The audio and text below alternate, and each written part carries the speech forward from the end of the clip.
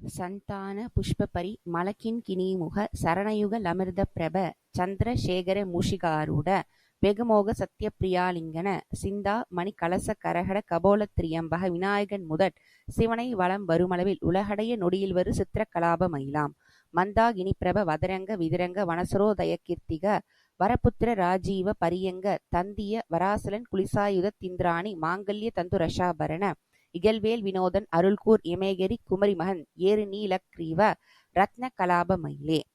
இந்த பாட்டுல என்ன சொல்றாங்க அப்படின்னு பாத்தீங்கன்னா, கங்கா நதியில் தோன்றியவரும், சரிங்களா, கங்கா நதியில் தோன்றியவர் யாரு? நம்ம முருகப்பெருமான். என்னன்னா, இந்த சிவன் இருக்காரு இல்லைங்களா, அவரோட நெத்தி கண்ணுல இருந்து 6 ஒளி சுடரா வந்து முருகன் பிறந்துட்டார்.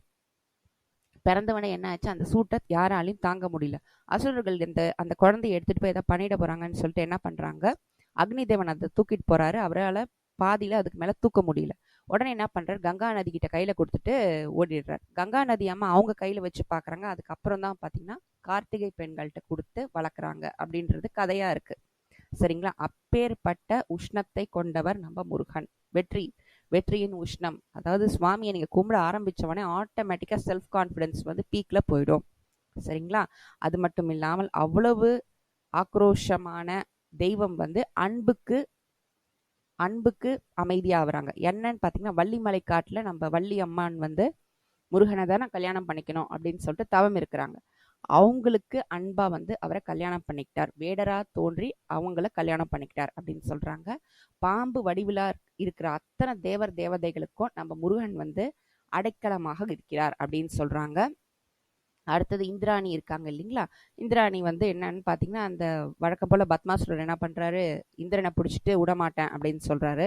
சொன்னவனே இந்திராணி என்ன பண்றாங்க, எல்லார்கிட்டையும் போய் முறையிடுறாங்க. ஆனா யாரும் காப்பாத்தல. முருகப்பெருமான் வந்து இந்திரனை காப்பாத்தி இந்திராணியோடைய மாங்கல்யத்தை காத்தவர் அப்படின்னு சொல்லி சொல்றாங்க.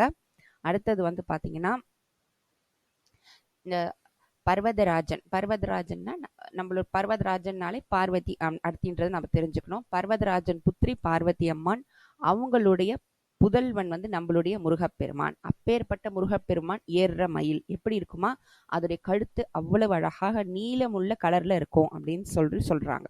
அடுத்தது வந்து இந்த தேவலோகத்துல சந்தான தருவின் மலர்களை நான் நிறைய தடவை சொல்லியிருக்கேன். ரொம்ப பெரிய அழகான மலர். அந்த மலரை வந்து சூடிக்கணும்னாலே நம்மளுக்கு வந்து ஒரு ஆன்ம பலம் இருக்கணும். அப்பேற்பட்டவங்களால மட்டும்தான் அந்த மலரை சூட முடியும், அதாவது ஒரே ஒரு மலரை. ஆனா முருகன் வந்து அந்த சந்தான தரு அப்படின்ற மரத்துல இருக்க அத்தனை பூவையும் சூடிட்டு இருக்காருன்னா அப்ப எவ்வளவு சக்தி நம்ம முருகன் பெருமானுக்கு அப்படின்னு சொல்றாங்க. எப்பயும் முருகன் வரும்போது காலில் வந்து கிங்கினி அப்படின்ற ஒரு சலங்கை ஒழிச்சுக்கிட்டே இருக்கும் அப்படின்னு சொல்றாங்க. பிறை மதிய சாமி தலையில சூடியிருக்காராம். அது மட்டும் இல்லாமல் இப்படி இருக்க நம்ம முருகப்பெருமானுக்கு சகோதரன் ஆகிய நம்மளுடைய விநாயகர் பாத்தீங்கன்னா அந்த தந்தத்தை உடைச்சு காவியம் படைச்சிருக்காரு. அதே மாதிரி தாய் தந்தையவே வந்து சுத்தி வந்து இவங்க தான் எனக்கு உலகம் அப்படின்னு சொல்லியிருக்காரு. இப்பேற்பட்ட முருகப்பெருமான் அவருடைய சகோதரன் என்ன பண்றாரு, மாம்பழத்துக்காக டக்குன்னு வந்து அம்மா அப்பாவை சுத்திட்டு மாம்பழத்தை பிடிங்கி தின்னுறாரு இல்லைங்களா. அப்ப இந்த மயிலுக்கு என்ன பராக்கிரமம் இங்க அப்படின்னு பாத்தீங்கன்னா, இப்ப விநாயகர் வந்து என்ன பண்றாரு, அவங்க அம்மா அப்பாவை 3 தடவை சுத்தி பழத்தை வாங்கி சாப்பிட்றாரு.